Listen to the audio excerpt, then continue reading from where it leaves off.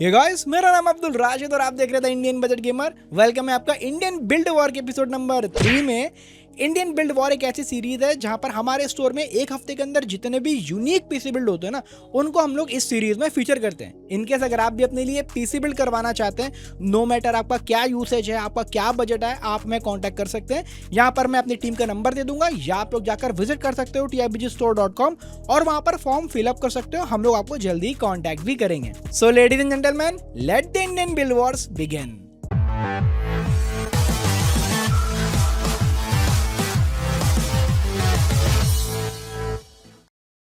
Get a Windows 11 for just $499 and use coupon code TIBG350 for additional discount. For more information, check video description. आज का यहाँ पर जो हम लोग बिल्ड करने वाले हैं वो एक कंपनी के लिए बिल्ड करने वाले हैं जिसका नाम है रैन वायरलेस, जो कि टेली कम्युनिकेशन से रिलेटेड काम करती है। हमारा बिल्ड जो यहाँ पर होगा वो बहुत ही हाई एंड होगा क्योंकि हम लोग एक सर्वर बिल्ड करने वाले हैं। इसकी जो ओवरऑल कॉस्ट होगी वो होगी 5.25 लाख रुपीस।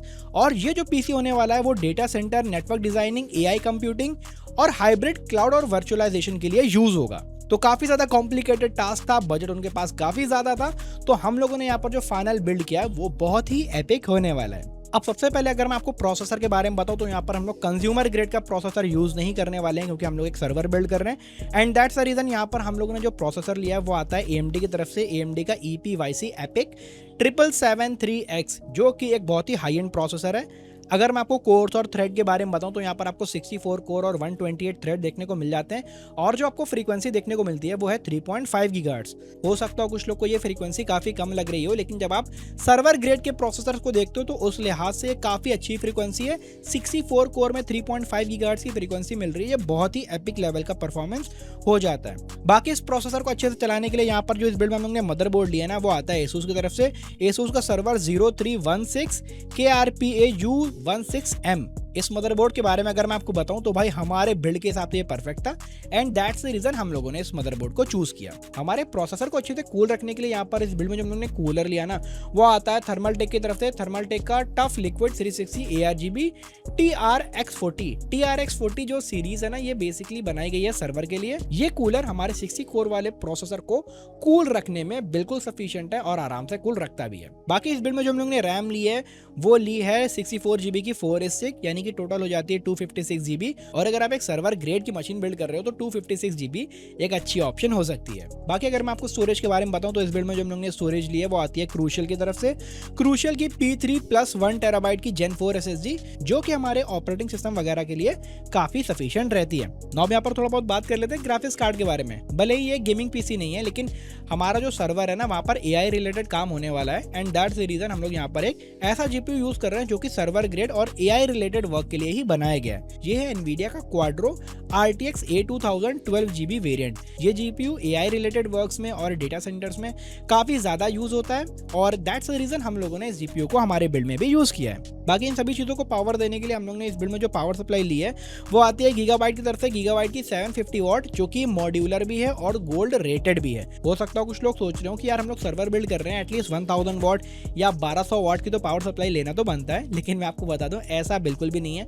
हमारा प्रोसेसर मैक्सिमम 250 वाट की TDP कंज्यूम करता है और हमारा जो GPU है उसमें तो पावर कनेक्टर लगेगा भी नहीं, तो 75 वाट जो PCI लेन से कंज्यूम करेगा बस वही होगा।